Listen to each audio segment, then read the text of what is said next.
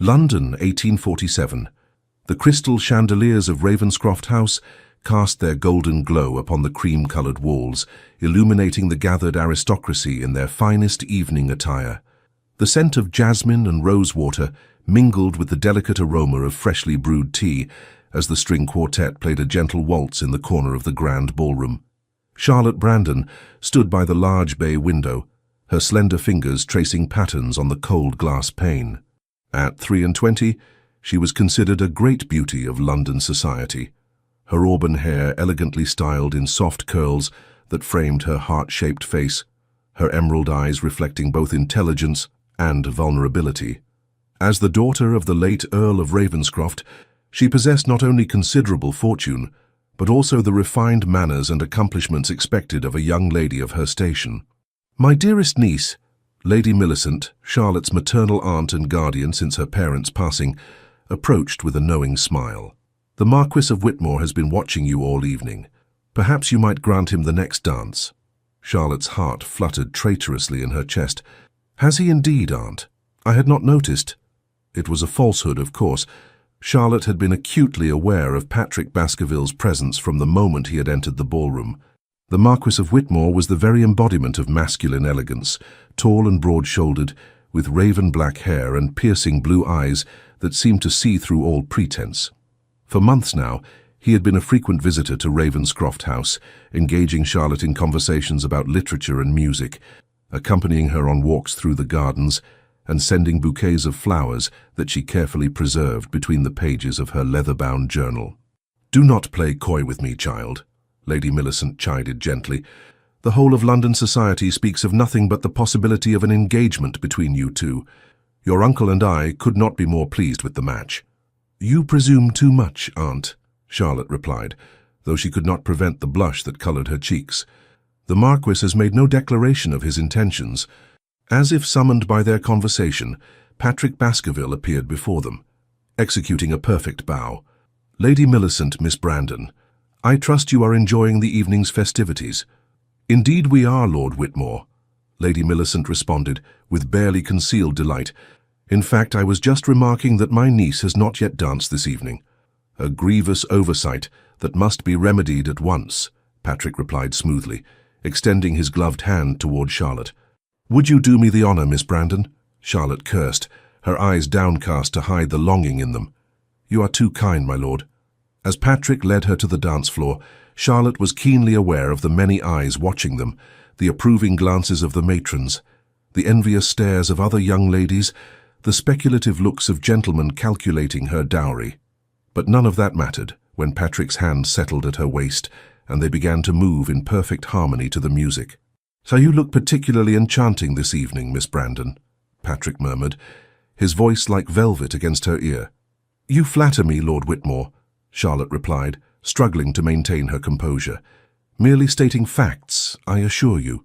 His smile was dazzling, yet Charlotte could not help but notice how his gaze drifted momentarily to Lady Sophia Harrington, who was dancing nearby with her elderly husband. The observation sent a painful twinge through Charlotte's heart. It was not the first time she had noticed Patrick's wandering attention.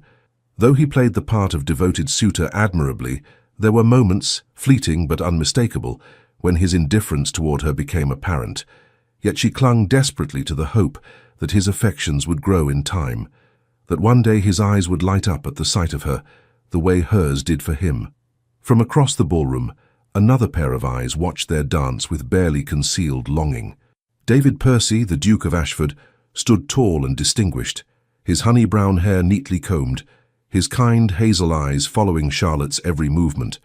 Though a duke outranked a marquis in the rigid hierarchy of the aristocracy, David's quiet dignity and genuine nature had failed to capture Charlotte's attention the way Patrick's charismatic presence had. "Admiring Miss Brandon again, I see," remarked Lord Pembroke, David's closest friend since their days at Eton. "Is it so obvious?" David asked with a self-deprecating smile. "Only to those who know you well," Lord Pembroke replied. "You have been devoted to her for nearly 2 seasons now. Why not declare yourself?" David's expression turned wistful. "Her heart lies elsewhere, I fear, and I would rather have her friendship than nothing at all." When the dance concluded, Charlotte found herself being approached by the Duke of Ashford. His manner was gentle, his smile genuine as he bowed before her. "Miss Brandon, might I request the pleasure of the next dance?" Charlotte hesitated, her eyes involuntarily seeking Patrick, who had already moved to converse with a group of gentlemen near the card-room. With a small sigh, she turned back to David and nodded. "I would be delighted, Your Grace." As they waltzed across the polished floor, Charlotte was struck by the stark contrast between her two suitors. Where Patrick was all charm and intensity, David exuded a calming steadfastness. His conversation was thoughtful and considerate, his attention unwavering. "You seem distracted this evening, Miss Brandon," David observed quietly. "I hope you are not unwell." "Merely contemplative, Your Grace," Charlotte replied. "The changing of seasons always renders me pensive." "Ah, yes, the transition from summer to autumn does inspire reflection," David agreed. "Though I find beauty in every season, each with its own character and charm, much like the people we encounter in life." Charlotte glanced up at him, struck by the sincerity in his eyes. For a brief moment she glimpsed something profound in his gaze, a depth of feeling that both flattered and discomfited her. "You have a poet's soul, Your Grace," she remarked lightly. "Not a poet, Miss Brandon, merely a man who appreciates true beauty when he beholds it." The dance ended before Charlotte could formulate a response to such an earnest compliment. David escorted her back to Lady Millicent with impeccable courtesy, bowing over her hand with genuine respect. "I thank you for the dance, Miss Brandon. Perhaps I might call upon you tomorrow. I have acquired some new volumes of poetry that I believe would interest you." "You are most welcome to call, Your Grace," Charlotte replied with politeness, though her eyes had already drifted back to Patrick, who was now engaged in animated conversation with Lady Sophia. The remainder of the evening passed in a blur of social niceties and careful observations. Charlotte found herself increasingly aware of Patrick's divided attention, how his eyes sought her out when Lady Millicent was nearby, yet wandered freely when he believed himself unobserved. Each such instance drove a splinter deeper into her heart, yet she continued to nurture the fragile hope that his feelings would change. As the carriage bore them home through the fog-shrouded streets of London, Lady Millicent could scarcely contain her excitement. "The Marquis was most attentive this evening," she declared, patting Charlotte's hand. "I would not be surprised if he calls tomorrow with a specific purpose in mind." Charlotte stared out into the darkness, her reflection ghostly in the glass. "Perhaps," she whispered, unwilling to voice her deepest fears, that Patrick Baskerville's attentions were motivated more by her fortune and family connections than by any genuine affection. In the solitude of her bedchamber, as her lady's maid helped her prepare for the night, Charlotte allowed herself to contemplate the two men who had dominated her thoughts that evening. Patrick, who made her heart race with a mere glance, yet whose constancy she increasingly questioned. And David, steady and true, whose devotion she had come to rely upon without truly appreciating its depth. The following week brought a flurry of social engagements that left Charlotte scarcely a moment for reflection. Morning calls, afternoon rides in Hyde Park, evening soirees, all blended together in a whirlwind of activity. Through it all, Patrick Baskerville remained a constant presence, his attentions becoming increasingly marked, fueling the whispers of an imminent engagement. On a crisp autumn afternoon, Charlotte sat in the drawing-room of Ravenscroft House, her fingers moving deftly over the ivory keys of the pianoforte. The melancholy strains of Beethoven filled the air, reflecting the strange disquiet that had settled over her spirit, despite the seemingly favorable turn of events. "Your playing has improved remarkably," came Patrick's voice from the doorway. Charlotte's fingers faltered momentarily before she composed herself and finished the piece. "Lord Whitmore, I did not hear you enter." Patrick moved to stand beside the instrument, resplendent in a perfectly tailored coat of midnight blue. "Your aunt has granted me a private audience with you," he said, his expression unreadable. "I believe she expects me to return with joyful news." Charlotte's heart began to race. Was this the moment she had dreamed of for so long? She rose from the pianoforte bench, smoothing the folds of her emerald silk dress with trembling hands. "Indeed? And what news might that be, my lord?" Patrick paced to the window, his back turned to her for a long moment before he spoke again. "Society expects us to marry, Miss Brandon. Our families would be delighted by the match. Your fortune would restore the Whitmore estates, which have, I admit, seen better days." Charlotte stood frozen, the cold practicality of his words dousing her romantic hopes like ice water. "You speak of marriage as though it were merely a business arrangement. Is it not?" Patrick turned to face her, his handsome features set in lines of resignation. "We are of the nobility, Miss Brandon. Sentiment rarely factors into such decisions." "Sentiment? You speak of love as though it were a trifling matter," Charlotte replied, her voice barely above a whisper. Patrick's expression softened slightly as he approached her. "Charlotte," he said, using her given name for the first time, "you are a beautiful, accomplished young woman. Any man would be fortunate to call you his wife." "Any man but you, it seems," she responded, her perceptiveness cutting through his careful words. A flash of surprise crossed Patrick's face before he nodded slowly. "You deserve honesty, at least.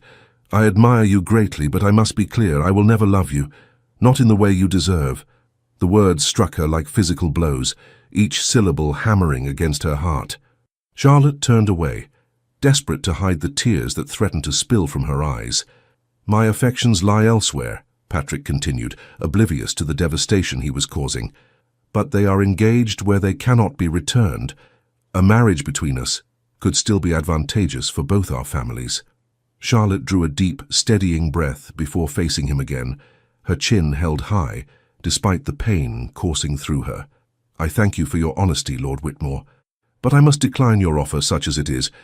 I may not have the luxury of marrying for love, but neither will I bind myself to a man who has plainly stated he can never return my affections."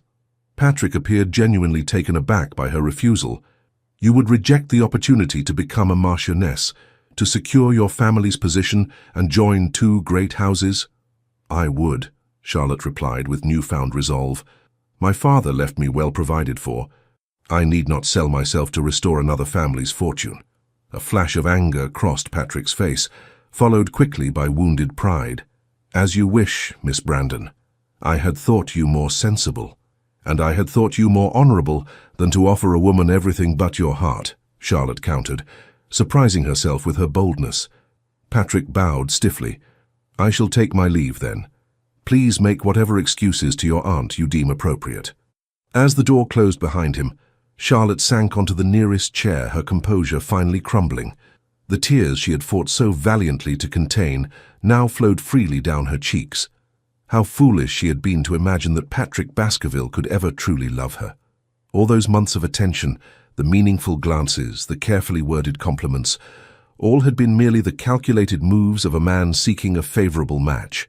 She was still seated thus, lost in her grief, when the butler announced another visitor. "His Grace, the Duke of Ashford," he intoned, as David Percy entered the drawing-room. Charlotte hastily wiped away her tears, but there was no disguising her distress. David took one look at her face and was immediately at her side, concern evident in his expression. "Miss Brandon, what has happened? Are you unwell?" The genuine worry in his voice only served to heighten Charlotte's emotional state. "Forgive me, Your Grace. I am not fit for company at present." "Nonsense," David replied gently. "I count myself your friend, Charlotte, if you will permit me that liberty. And friends need not always present a perfect facade to one another." His kindness was her undoing. Before she could stop herself, Charlotte found herself confiding in him about Patrick's cruel declaration and her own shattered dreams. David listened without interruption, his expression growing increasingly troubled. When she had finished, he took her hand in his touch warm and reassuring. "Lord Whitmore is either a fool or blind, perhaps both," he said quietly. "To hold your heart in his hands and cast it aside so carelessly is unforgivable." "You are too kind, Your Grace," Charlotte murmured, embarrassed by her emotional display, yet strangely comforted by his presence. "Not kind, truthful," David corrected her. "Any man worthy of you would cherish your affections as the precious gift they are." Their eyes met, and for the first time Charlotte truly saw the man before her, not merely as Patrick's rival or as a titled gentleman of her acquaintance, but as a person of depth and character, whose steady gaze offered something her wounded heart desperately needed: respect. "I have brought you something," David said after a moment, reaching into his coat. He withdrew a small, leather-bound volume. Wordsworth's poems. "I marked a passage that reminded me of you." Charlotte accepted the book, her fingers brushing against his. "You are thoughtful as always, Your Grace." "David," he said quietly, When we are not in formal company, I would be honored if you would call me David." A small smile tugged at Charlotte's lips, despite her sadness. "Then you must call me Charlotte in return." "Charlotte," he repeated, as though testing the sound of her name on his lips. "Would you permit me to call upon you tomorrow? Perhaps a drive through the park might help lift your spirits." She nodded, suddenly grateful for his steadfast presence. "I would like that very much, David." After the Duke's departure, Charlotte opened the volume he had given her, finding a ribbon marking a particular poem. As she read the words, lines about resilience and the quiet healing power of nature, she felt something shift within her, like the first faint light of dawn after the darkest night. That evening, she penned a letter to her cousin in Bath, requesting an invitation for an extended visit. London society, with its gossip and prying eyes, had become unbearable. She needed distance, from Patrick, from the humiliation of her rejected love, and, perhaps most importantly, from her own foolish heart. What she did not anticipate was how reluctant she would be to distance herself from the Duke of Ashford, whose kindness had been the sole bright spot in her darkest hour. The morning after Charlotte's painful encounter with Patrick, she awoke with swollen eyes and a heaviness in her chest that made even the simple act of rising from bed seem monumental. The leather-bound volume of Wordsworth's poems lay on her nightstand, where she had placed it before falling into fitful slumber. Her fingers traced the embossed title as she recalled the Duke of Ashford's, David's, kindness the previous day. Her lady's maid entered with a breakfast tray, her expression sympathetic. "A letter arrived for you this morning, miss, from His Grace, the Duke of Ashford." Charlotte accepted the sealed note, her heart lightening slightly at the sight of David's elegant handwriting. He confirmed their plans for an afternoon drive and expressed hope that she had found some solace in Wordsworth's verses. The genuine concern evident in every carefully chosen word provided Charlotte with enough strength to face the day ahead, a day that would undoubtedly include her aunt's questions about Patrick's visit. As expected, Lady Millicent was waiting in the morning room, her expression expectant. "Well, my dear? Lord Whitmore requested a private audience yesterday. I trust there is happy news to share." Charlotte steeled herself, chin raised slightly. "I'm afraid not, Aunt. Lord Whitmore and I had a frank discussion about our compatibility. We mutually agreed that a match between us would not be suitable." Lady Millicent's face fell, her disappointment palpable. "Not suitable? But, child, the Marquis is one of the most eligible gentlemen in London. What could possibly be unsuitable about such a match?" "Some discrepancies in temperament," Charlotte replied, unwilling to reveal the true humiliation she had suffered. "And in expectations for marriage." Before Lady Millicent could press further, Charlotte mentioned her invitation to visit Eleanor in Bath, presenting it as an opportunity to refresh herself before the winter season, rather than the escape it truly was. Though clearly displeased, her aunt could offer no reasonable objection, particularly when Charlotte suggested that a change of scenery might help her reconsider her position regarding suitable matches.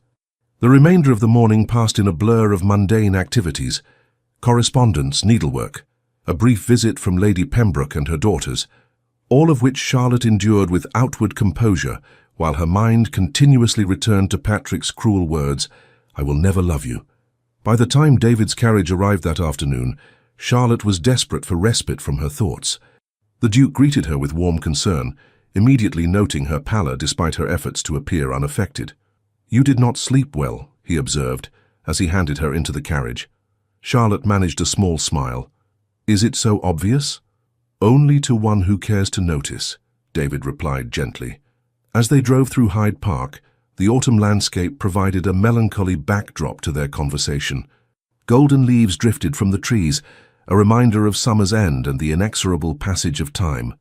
David spoke little at first, seemingly content to allow Charlotte her contemplative silence, yet his presence beside her offered a quiet comfort she had not expected. "I've been thinking about what happened yesterday," Charlotte finally said, her gloved hands folded tightly in her lap. "I feel I must apologize for burdening you with my distress." David turned to her, his expression earnest.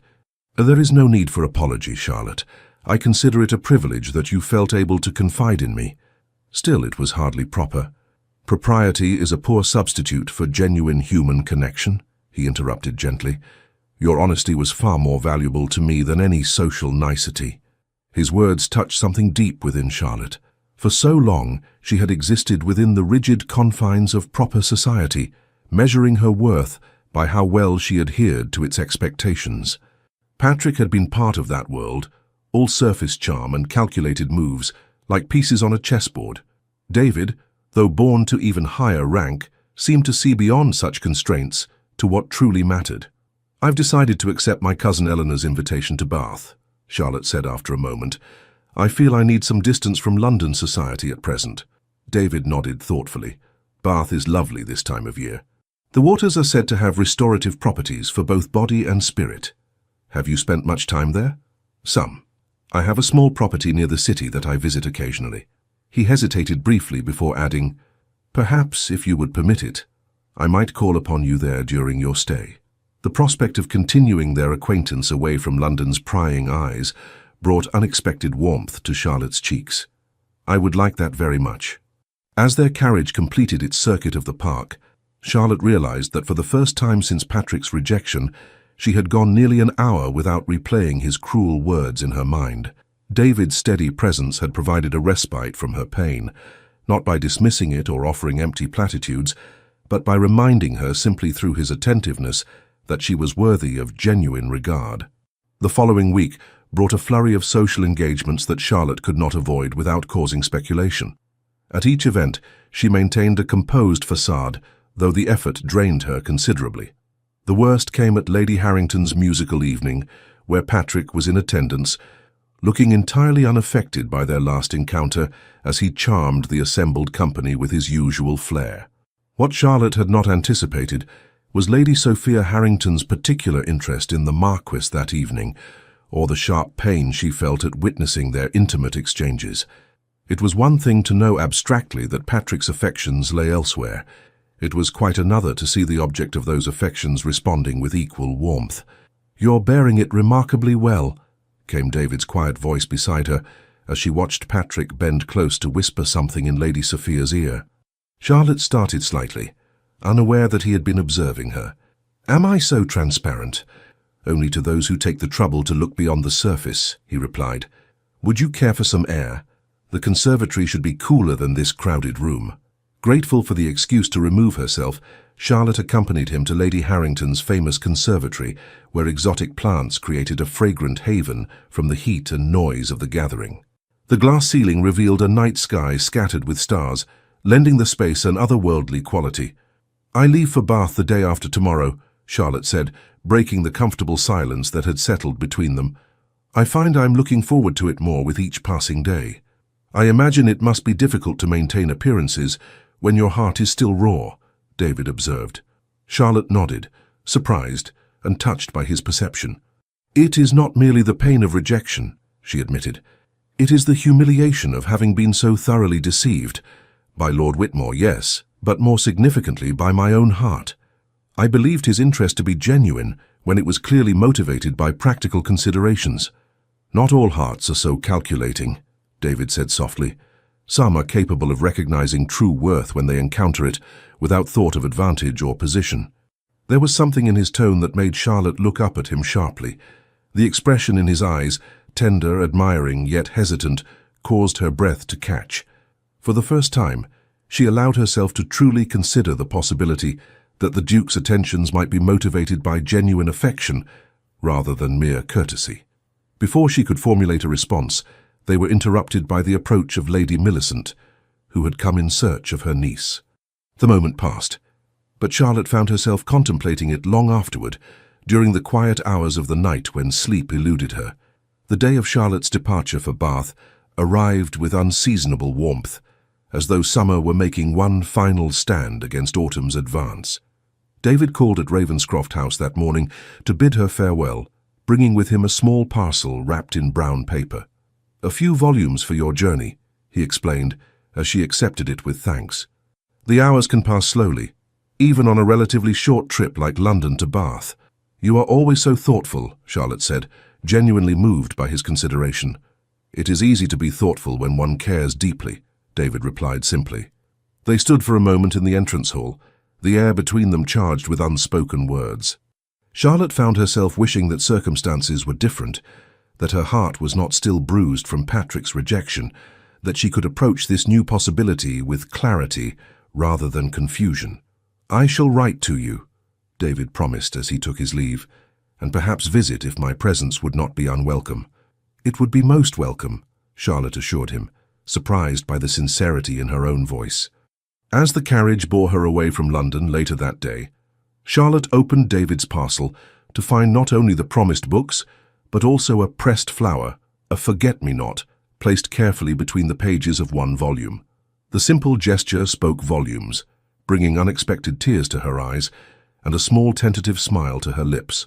Bath welcomed Charlotte with its elegant sandstone buildings and slower pace of life. Eleanor's townhouse near the Royal Crescent provided a peaceful sanctuary, her cousin's no-nonsense attitude and dry humor offering exactly the kind of companionship Charlotte needed.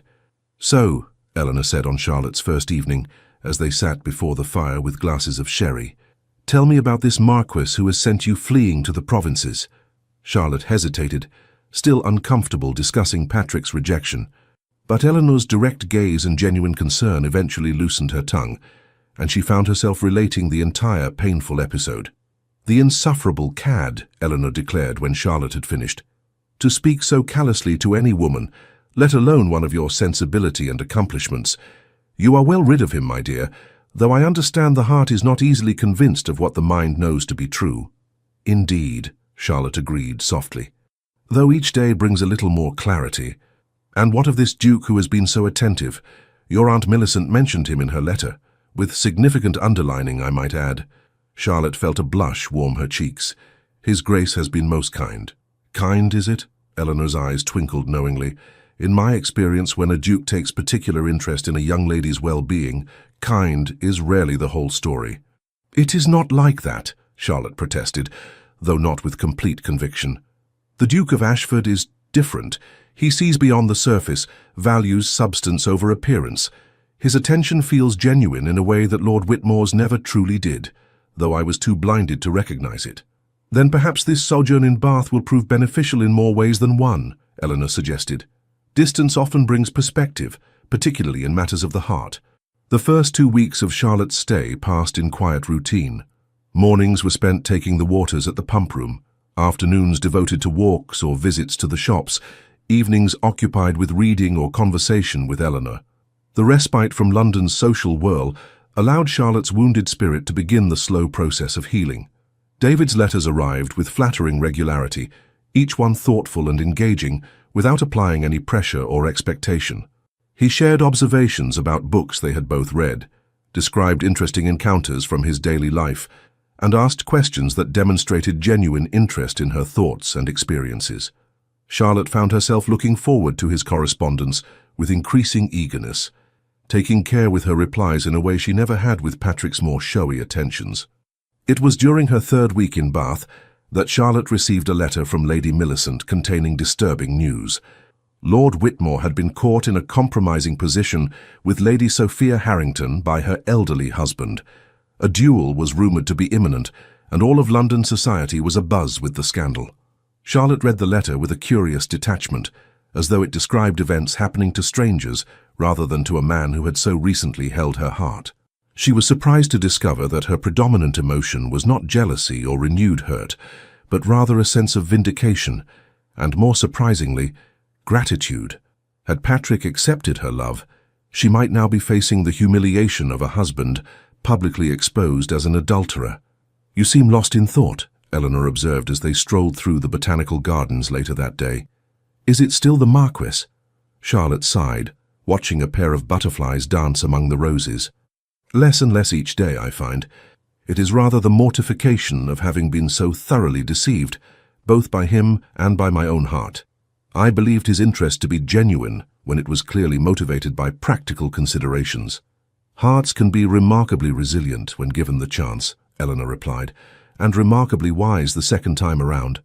"The Duke of Ashford continues to write, I notice," Eleanor remarked, her shrewd eyes missing nothing. 3 letters this week alone." Charlotte felt a blush warm her cheeks. "He is a faithful correspondent." "And a faithful admirer, I suspect," Eleanor added with a knowing smile. "His letters seem to bring you more happiness than anything else these days." Before Charlotte could formulate a response, they were interrupted by the arrival of a messenger boy, bearing yet another letter, this one not from David, but from Lady Millicent in London. Charlotte broke the seal with trepidation, which quickly turned to dismay as she read her aunt's words. "What is it?" Eleanor asked, noting her cousin's troubled expression. "Aunt Millicent writes that Lord Whitmore has been involved in a scandal," Charlotte explained, her voice hollow. "He was caught in a compromising position with Lady Sophia Harrington. Her husband has challenged him to a duel." Eleanor let out a most unladylike snort. "The man clearly lacks both honor and discretion." "You had a fortunate escape, my dear." Charlotte nodded slowly, surprised to find that the news affected her far less than it would have just weeks before. "Aunt also mentions that she has informed the Duke of Ashford of my extended stay in Bath. She seems to think he may call upon me here." "Would that displease you?" Eleanor asked, studying Charlotte's face carefully. "No," Charlotte admitted, a small smile playing at her lips. "It would not displease me at all." 2 days later, as Charlotte sat reading in the morning room, Eleanor's butler announced an unexpected visitor. "His Grace, the Duke of Ashford," he proclaimed as David entered the room. Charlotte rose quickly, her book forgotten. "Your Grace, I had no idea you were in Bath." David's smile was warm as he bowed over her hand. "I found London increasingly tedious without your company, Charlotte. When your aunt mentioned your extended stay here, I discovered pressing business that required my immediate attention in the area." His eyes, filled with gentle humor, told her he was well aware of the transparency of his excuse. Charlotte found herself returning his smile with genuine pleasure. "How fortunate that your business should bring you to Bath of all places."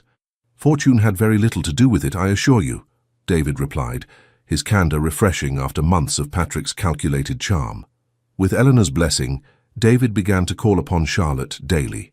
They explored Bath together, visiting the Roman baths, attending concerts at the assembly rooms and taking long walks along the Royal Crescent. In his company, Charlotte discovered a new kind of happiness, not the feverish excitement she had felt with Patrick, but something deeper and more sustaining. "You seem different," David observed one afternoon as they sat in the pump room, watching the fashionable visitors take the waters. "More at peace, perhaps." Charlotte considered his words carefully. "I believe I am. Bath has been good for my spirit, as has the company I've kept." "I am glad to hear it," David replied, his expression softening. "Your happiness matters greatly to me, Charlotte." There was a quiet sincerity in his voice that touched her deeply. Unlike Patrick, whose compliments had always seemed designed to achieve a particular effect, David spoke from the heart, expecting nothing in return. As the weeks passed, Charlotte found herself increasingly drawn to the Duke's steady presence. She began to notice things about him she had previously overlooked: the crinkles at the corners of his eyes when he laughed, the gentle way he assisted elderly visitors at the pump room, his boundless curiosity about the world and the people in it. One rainy afternoon, as they sought shelter in the Bath Abbey, Charlotte finally gave voice to a question that had long puzzled her. "Why did you continue to seek my company in London, when it was so obvious my attention was elsewhere?" David was silent for a moment, watching the raindrops trace patterns on the stained glass windows. "Because even when your eyes were turned toward another, I saw in you qualities that I admired deeply: your kindness, your intelligence, your quiet strength. Those things were worth waiting for, even if your heart might never turn my way." Charlotte was deeply moved by his words. "And now? What do you see when you look at me now?" David turned to face her fully, his expression open and vulnerable. "I see a woman who has endured pain with dignity, who has grown wiser without becoming bitter, whose heart has somehow become even more beautiful for having been broken. I see the woman I have loved since the moment we met, though I scarcely dared hope you might ever return those feelings." Charlotte's breath caught in her throat. This was so different from Patrick's cold proposal. This honest declaration offered with no expectations, only truth. "David," she whispered, her heart racing with a new and different kind of excitement, "I believe I am finally beginning to see clearly."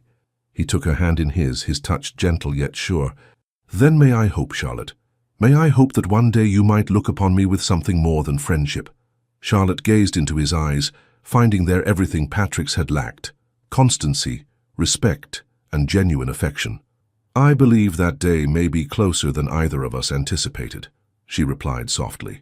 The joy that illuminated David's face in that moment was unlike anything Charlotte had ever witnessed, pure and unguarded, like sunlight breaking through clouds after a storm.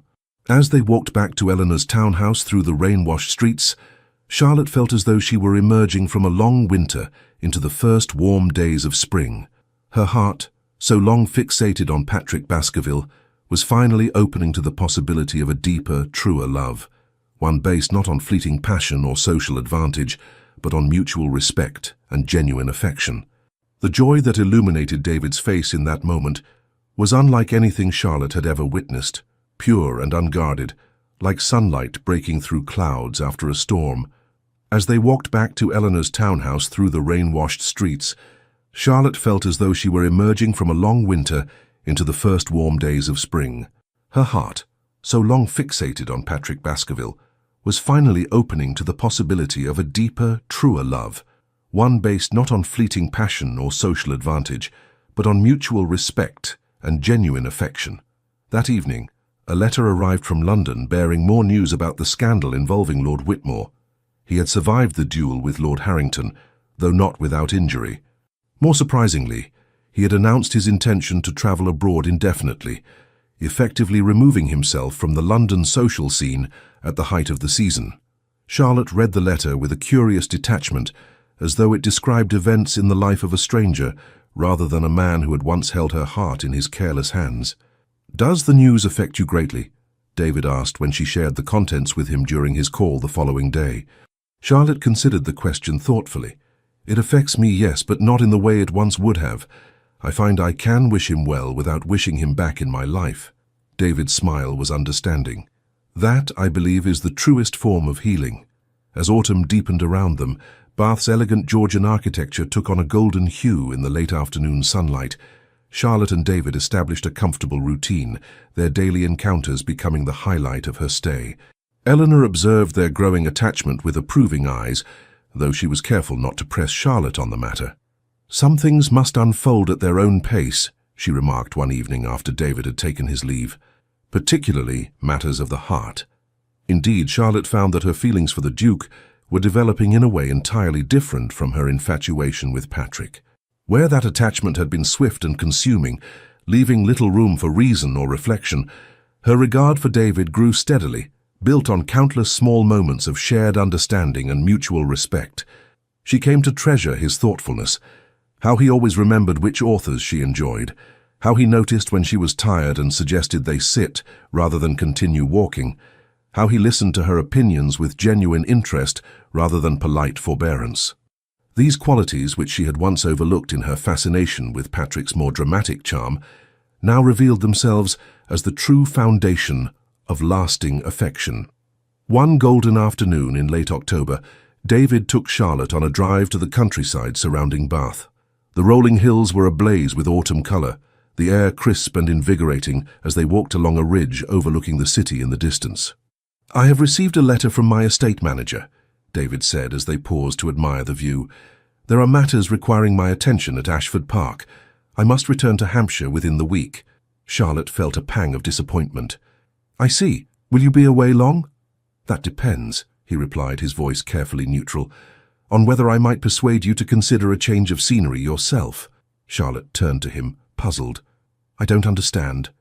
David took both her hands in his expression earnest. "Charlotte, these weeks in Bath have been the happiest of my life. Each day in your company has only deepened my admiration and affection for you.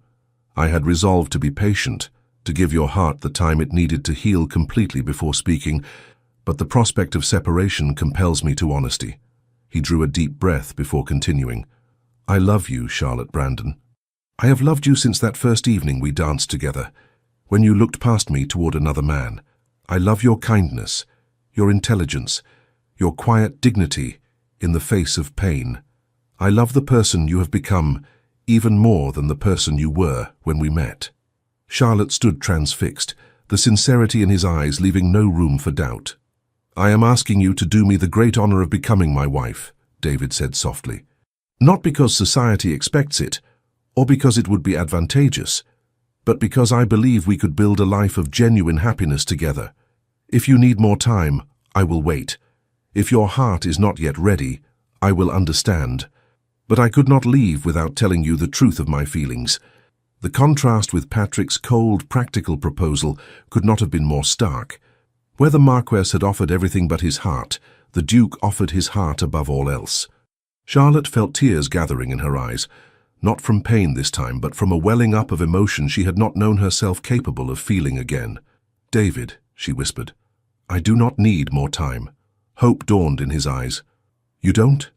"No," she said, her voice growing stronger.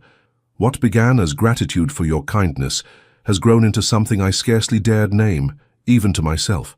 I was so afraid of being wrong again, of mistaking infatuation for love. But this feels nothing like what I felt for Patrick. It's deeper, calmer, yet somehow more powerful." David's hands tightened around hers. "Are you saying, 'I love you'?" Charlotte said, the words bringing with them a sense of rightness and peace. Not as a girl loves a romantic notion, but as a woman loves a man she respects and admires above all others. "Yes, David Percy, I will marry you, with all my heart."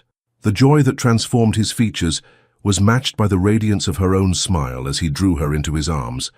Their first kiss, shared on that windswept hillside with the autumn landscape spread before them, sealed a promise that had been months in the making. A promise not of convenience or advantage, but of genuine love and partnership. When they returned to Eleanor's townhouse, flushed with happiness and plans for the future, her cousin took one look at their faces and laughed with delight.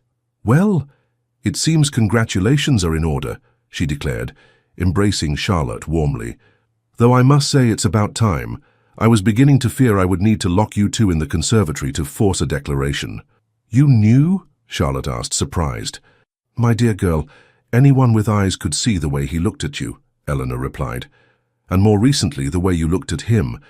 Love may be blind in poetry, but in real life, it's remarkably visible to everyone except, occasionally, the lovers themselves." The following days passed in a happy blur as preparations were made for their return to London. David, with Charlotte's consent, wrote to Lady Millicent to formally request her hand, while Charlotte composed her own letter, explaining the circumstances of their engagement. "She will be delighted," Charlotte predicted as they sealed the letters.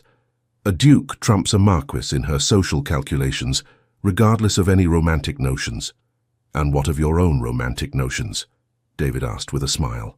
"Have I satisfied those adequately?" Charlotte pretended to consider the question seriously. "Well, you failed to slay any dragons or scale any towers to reach me, but I suppose declaring your love against the backdrop of the English countryside will suffice." David laughed, drawing her close. "If it's dragons you want, I fear Bath is sadly lacking in such creatures, though I did once confront a particularly fearsome dowager at Almack's who had spoken unkindly of you." "Did you indeed?" Charlotte asked, touched by this revelation. "I may be a gentleman, but I'm not without my moments of gallantry," he replied with mock seriousness. "Lady Harrington never dared criticize your choice of ribbons again." The mention of Lady Harrington inevitably brought to mind Patrick and his scandal, but Charlotte found the memory no longer held power to wound her. Instead, she felt a strange sense of gratitude, not for the pain he had caused, but for the clarity that had eventually emerged from it. "It's curious," she mused, as they sat together in Eleanor's drawing room on the evening before their departure. "Had Patrick not rejected me so cruelly, I might never have truly seen you, David.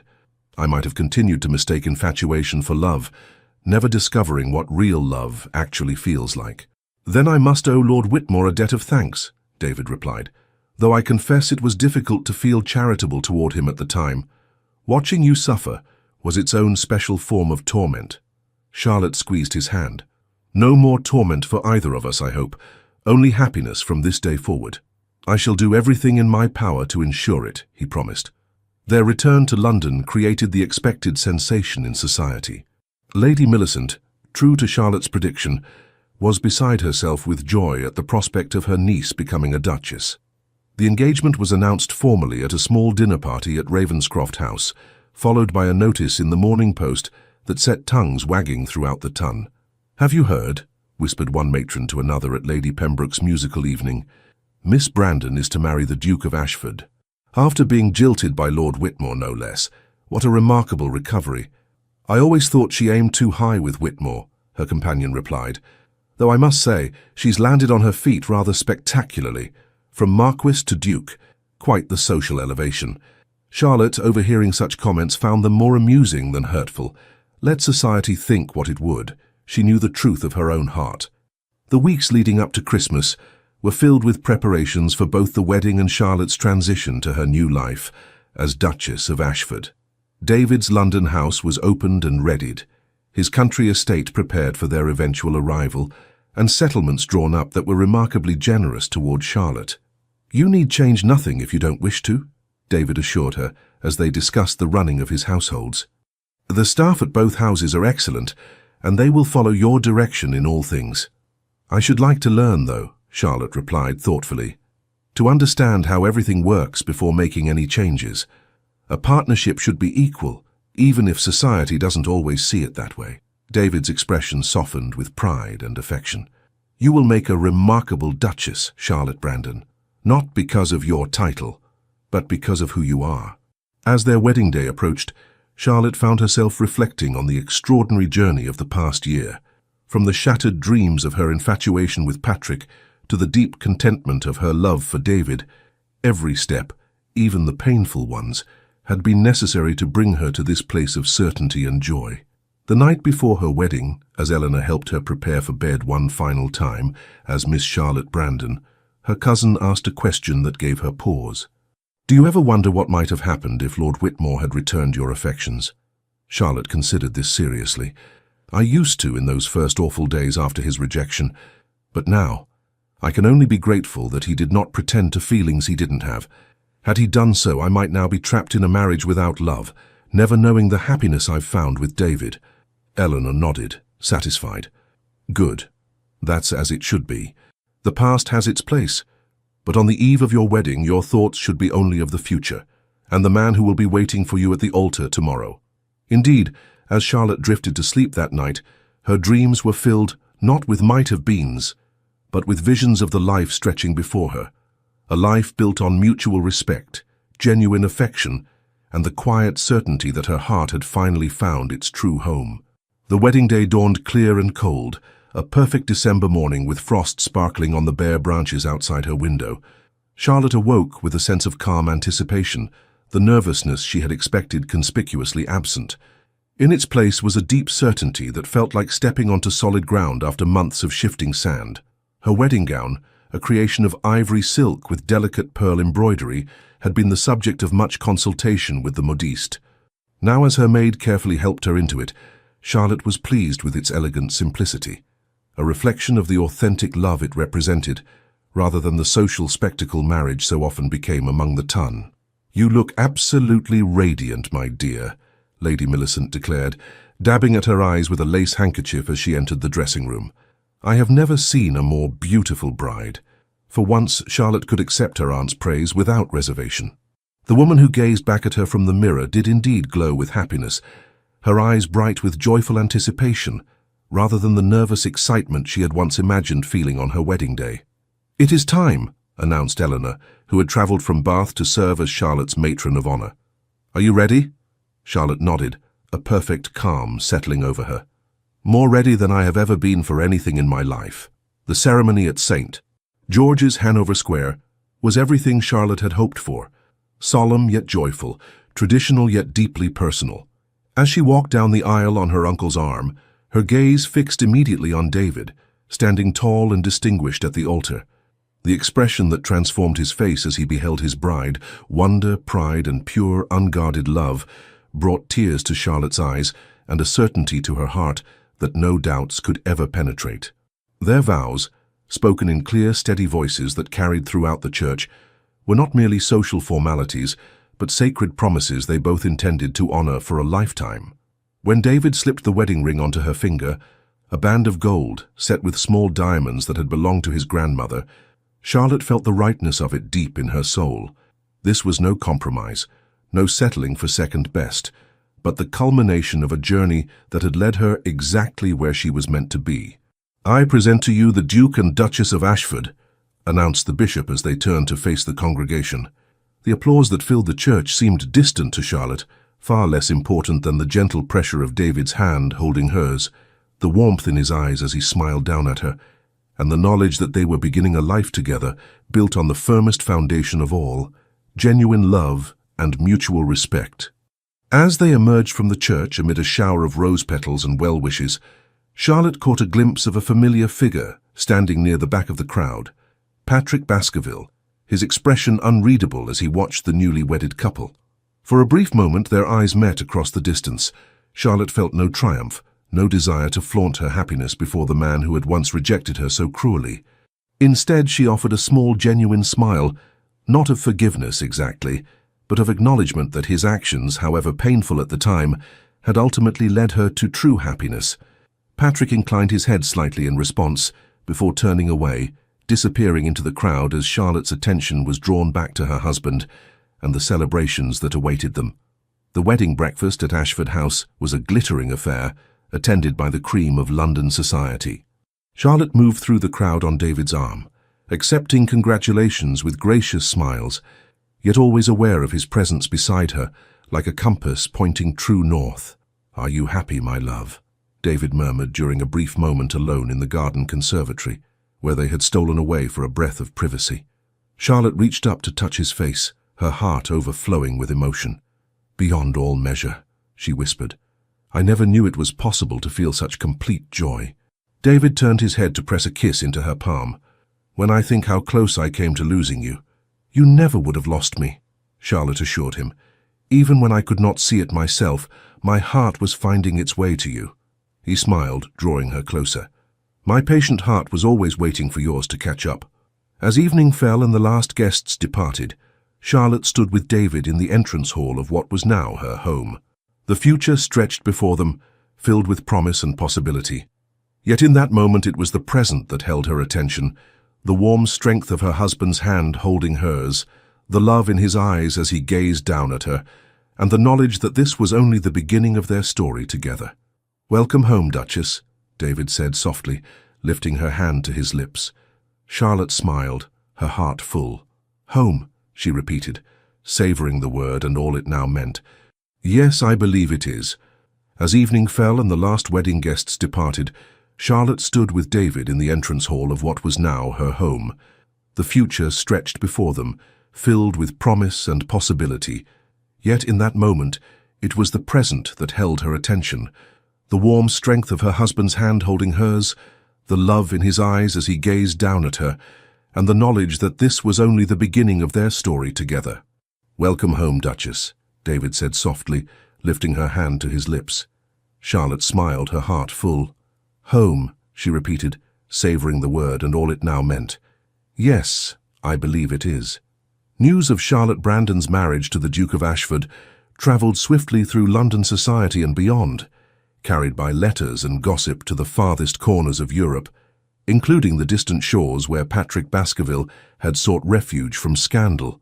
For months the Marquis had wandered through the great cities of the continent, Paris, Vienna, Rome, seeking distraction in new scenery and novel companions. Yet none had succeeded in banishing the strange emptiness that had settled within him since his departure from England. It was in a small cafe in Florence that he first heard detailed tidings of the wedding, delivered casually by a fellow expatriate who had received correspondence from home. "The Brandon-Ashford wedding was apparently the event of the season," the gentleman remarked, unaware of the significance the names held for Patrick. "They say the bride looked positively radiant, transformed by happiness according to my sister's letter. Quite a brilliant match for the family, though I suppose becoming a duchess is always cause for celebration." Patrick's hand stilled, the cup of espresso halfway to his lips. "The wedding has already taken place, then?" "Indeed, just before Christmas. Were you acquainted with either family?" "Somewhat," Patrick replied vaguely, his mind suddenly flooded with images of Charlotte, her gentle smile, her intelligent conversation, the adoration in her eyes that he had so carelessly dismissed. That night, alone in his luxurious hotel suite, Patrick found himself haunted by these memories. For the first time, he allowed himself to truly contemplate what he had lost in rejecting her love. It had been easy at the time to convince himself that his feelings for Lady Sophia were the great passion of his life, worth risking scandal and even death for. Yet Sophia had abandoned him the moment her husband discovered their affair, protesting that Patrick had misunderstood her intentions and that she had never contemplated leaving her elderly husband for a mere Marquis, regardless of his charms. The humiliation of that rejection, combined with the wound he had sustained in the duel, had driven Patrick from England. Now, months later, he could see his infatuation with Sophia for what it had been, shallow and self-destructive, a poor substitute for the genuine affection Charlotte had offered him. "I will never love you," he had told her with such cruel certainty. How could he have been so blind, so arrogant, so utterly wrong? By morning, Patrick had made his decision. He would return to England immediately. The news of Charlotte's marriage had struck him with an unexpected force, awakening feelings he had not known himself capable of experiencing. Though she was now lost to him forever, as the Duchess of Ashford, he felt compelled to see her once more, to witness for himself the happiness she had found, and perhaps in some small way to make amends for his cruelty. The journey back to London was interminable, each mile increasing Patrick's determination to confront the consequences of his actions. He arrived in early February to find the city in the full swing of the winter season. Everywhere he went, conversations buzzed with talk of the newly wedded Duke and Duchess of Ashford, who had apparently delayed their wedding trip to the continent until spring in favor of establishing themselves in London society immediately. Patrick's first glimpse of Charlotte came unexpectedly as he rode through Hyde Park one crisp afternoon. She was walking arm in arm with the Duke, her face tilted up toward his with an expression of such pure joy that Patrick felt physically winded by the sight. Gone was the wistful vulnerability he remembered. In its place was a confident radiance that transformed her from merely beautiful to breathtaking. The Duke, for his part, gazed at Charlotte as though she were the most precious thing in all creation, with a tenderness and respect that made Patrick's cavalier treatment of her seem all the more shameful by comparison. He watched them from a distance, unobserved, his heart constricting painfully in his chest. This was not the Charlotte he had known, or thought he had known. This was a woman in full possession of herself, her happiness evident in every graceful movement. Still, Patrick could not abandon his purpose. That very evening he presented himself at Ashford House, the Duke's London residence. The butler's expression upon announcing him made it clear that his arrival was neither expected nor particularly welcome, but Patrick was beyond caring about social niceties. Charlotte received him in the drawing room, her composure perfect, though a slight pallor beneath her cheeks betrayed her shock at his sudden appearance. "Lord Whitmore," she greeted him with a formal curtsy. "This is an unexpected surprise. I had heard you were abroad." Patrick bowed deeply. "Your Grace, you are looking well. More than well. Radiant, in fact." A faint blush colored her cheeks, but her gaze remained steady. "Thank you. I trust your travels were illuminating?" "In more ways than I could have anticipated," Patrick replied, searching her face for any sign of the devotion that had once been so plainly written there. "I have returned a changed man, Charlotte." Her eyebrow arched slightly at his use of her given name. "Indeed, I am glad to hear it. We all benefit from opportunities for growth and reflection." Her politeness was maddening, so different from the emotional young woman who had once worn her heart so openly in his presence. Patrick took a step closer, his voice dropping to an intimate murmur. "I made a terrible mistake, Charlotte. The words I spoke to you that day, they haunt me still. I was a fool, blind to the treasure that stood before me." Charlotte's expression softened slightly, but not with the rekindled affection he had hoped for. Instead, it was compassion that filled her eyes, the kind one might offer a child who has learned a difficult lesson. "We all make mistakes, Lord Whitmore. The important thing is that we learn from them." "I have learned," Patrick insisted, reaching for her hand. "I have learned that what I once dismissed as unimportant, constancy, sincerity, genuine affection, are in fact the only things that matter. I have learned that I was wrong when I said I could never love you. I do love you, Charlotte. I love you with a depth that astonishes me." Charlotte gently withdrew her hand from his grasp. "Your timing is unfortunate, my lord. As you must know, I am now the Duchess of Ashford. My heart and my hand belong to my husband." "Marriages can be—" Patrick began desperately. "Do not say it," Charlotte interrupted, her voice suddenly firm. "Do not dishonor yourself further by suggesting what I know you were about to suggest. My marriage is not merely a legal contract or a social arrangement. It is the most sacred promise of my life, made to a man I love completely. Patrick felt as though he had been struck. You cannot mean that. The way you looked at me once, the love in your eyes, was real, Charlotte acknowledged, but it was not lasting. True love, I have discovered, is not merely about passion or admiration from afar. It is about being truly seen and valued for who you are. David has given me that gift, and I could no more return to what I once felt for you than I could return to childhood after experiencing the fullness of adulthood. The truth of her words was undeniable, yet Patrick found himself unable to accept them. At least grant me the opportunity to prove myself changed.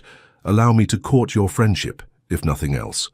Charlotte shook her head, her expression gentle but resolute. My heart is not a pendulum, Lord Whitmore, swinging back and forth at the merest touch.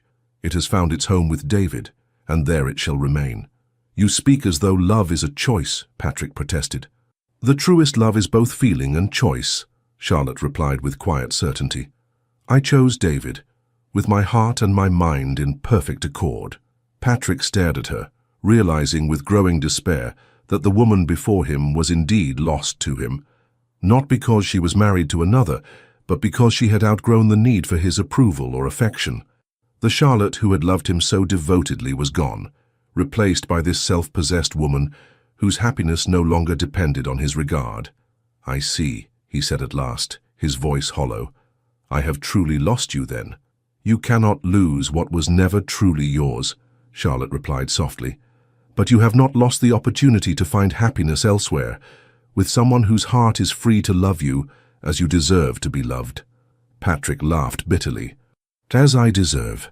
After the way I treated you, I hardly think I deserve anyone's love. We all deserve love, Lord Whitmore, Charlotte said with unexpected gentleness. But we must also be worthy of it. Perhaps that is the lesson you were meant to learn. The sound of approaching footsteps in the hallway drew their attention.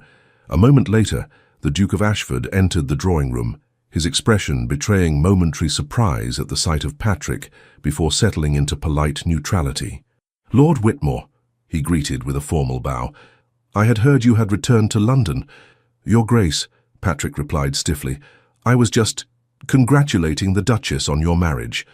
David crossed the room to stand beside Charlotte, his hand coming to rest protectively at the small of her back. The gesture was subtle yet unmistakably possessive, a silent claim that did not go unnoticed by Patrick. How kind of you, David responded, his tone courteous, though his eyes remained watchful. Charlotte and I have been blessed with good wishes from all quarters. Charlotte leaned almost imperceptibly into David's touch, drawing strength from his presence. Lord Whitmore was just leaving, I believe, she said, her gaze meeting Patrick's with gentle finality. Defeated, Patrick bowed to them both. Indeed. I wish you every happiness in your marriage, Your Grace. As he turned to leave, Charlotte's voice stopped him. Lord Whitmore. Patrick. He glanced back, a flicker of hope rekindling at her use of his given name. I truly do wish you well, she said sincerely. I hope you find what you are seeking. The kindness in her words was somehow more devastating than anger would have been. Patrick nodded once, unable to speak past the tightness in his throat, and departed. Outside, the first snowflakes of winter had begun to fall, dusting the streets of London with their cold purity.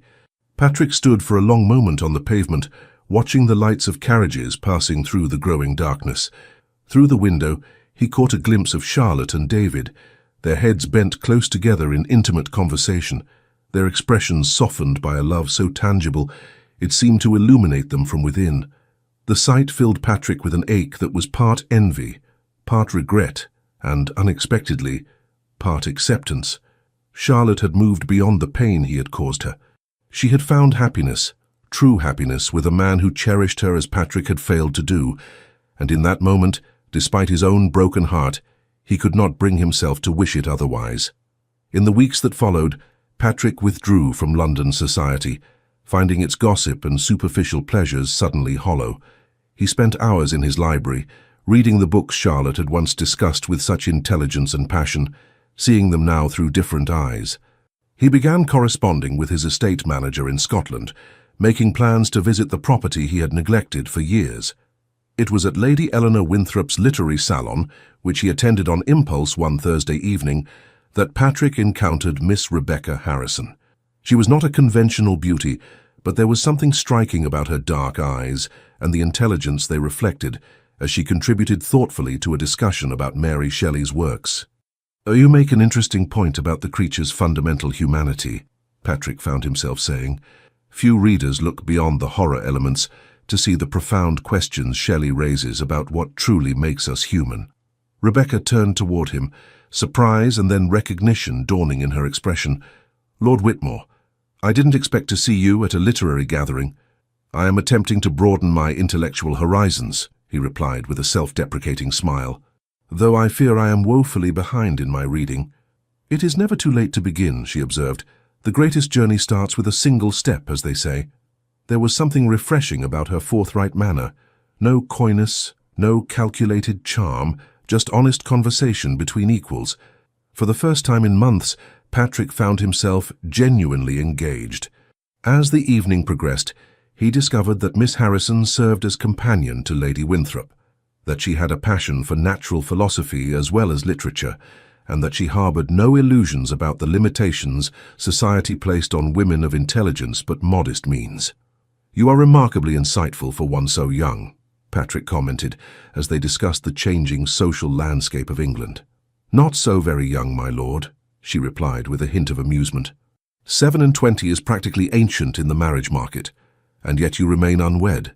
"By choice," she answered simply. "I would rather independence than a marriage without mutual respect and affection." Patrick found himself intrigued by her forthright manner. "A radical notion." "Perhaps," she acknowledged, "but one I suspect the new Duchess of Ashford would understand. She chose true happiness over mere position, after all." The mention of Charlotte might once have pained him, but Patrick found he could now think of her with a curious mixture of regret and gratitude.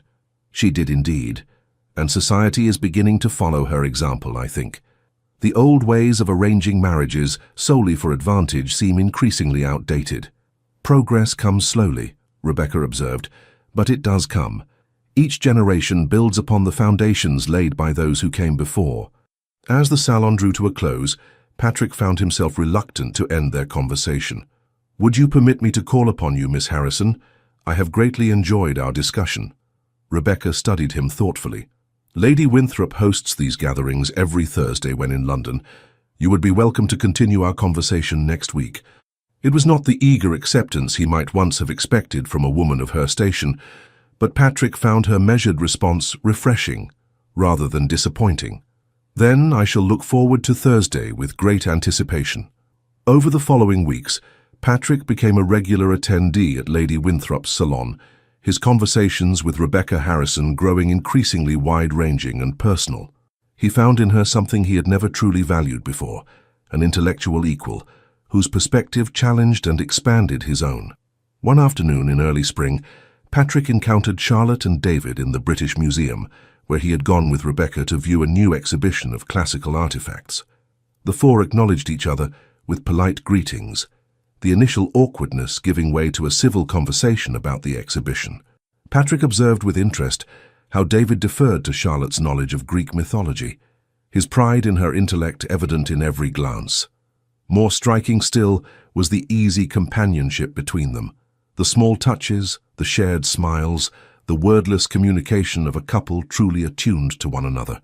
"They seem very happy," Rebecca commented quietly as they moved on to the next gallery. "They are," Patrick agreed, surprised to find he could say it without pain. "She deserves nothing less." Rebecca glanced at him curiously. "You knew her well?" "I thought I did," Patrick replied honestly, "but I failed to see her true worth until it was too late. And now? Now I am learning to see people, truly see them, for the first time in my life," he said, his gaze meeting hers with new clarity. "It is a humbling but necessary education." Rebecca's smile held a warmth that kindled something hopeful in Patrick's heart. The best educations often are. As spring blossomed fully across London, Patrick found himself at a crossroads. His estates in Scotland still awaited his attention, yet the prospect of leaving London and Rebecca grew increasingly unappealing. Their relationship had developed into something neither had anticipated, a friendship built on mutual respect, that had gradually, almost imperceptibly, deepened into something more. It was during a walk in Kensington Gardens, the air fragrant with lilacs and new growth, that Patrick finally gave voice to feelings he had been nurturing for weeks. "I will be travelling to Scotland soon," he began, watching Rebecca's profile as she admired a particularly fine magnolia tree. "So you have mentioned," she replied. "Your tenants will be glad of your attention, I imagine." "Yes, I believe they will." Patrick hesitated, then continued with newfound directness. "I find, however, that I am reluctant to leave London, or rather to leave certain company I have come to value most highly." Rebecca turned to face him, her expression guarded yet hopeful. "Lord Whitmore—" "Patrick," he corrected gently. "After all our conversations, I think we might dispense with formalities between us." "Patrick," she amended, the sound of his name on her lips sending a pleasant warmth through him. "What exactly are you saying?" "I am saying that I have found in you something I never truly understood the value of before, a companion who challenges my mind, broadens my perspective, and brings joy to my days through her presence alone. I am saying that the thought of Scotland without you seems suddenly bleak, despite its natural beauty." Rebecca's eyes widened slightly. "Are you suggesting—" "I am suggesting nothing improper," Patrick assured her quickly. "Rather, I am asking if you might consider a proper courtship between us. I have changed, Rebecca, or perhaps more accurately, I am changing still. The man I was a year ago would not have recognized the value of a woman of substance over mere beauty or status. The man I am becoming hopes he might be worthy of such a woman's regard." A slow smile spread across Rebecca's face, transforming it with a beauty that came from within. "You speak of worthiness, yet you fail to consider whether you might already have gained that regard without realizing it." Hope bloomed in Patrick's chest. "Have I?" "You have," she confirmed simply, "though I would caution that regard is only the beginning of a journey, not its destination." "A journey I would be honored to undertake," Patrick replied, his voice fervent with newfound purpose. "If you will walk it with me." As they continued their stroll, now with Rebecca's hand tucked into the crook of his arm, Patrick reflected on the extraordinary path that had led him to this moment. His cruel rejection of Charlotte, which had seemed so justified at the time, had set in motion a chain of events that ultimately forced him to confront his own failings.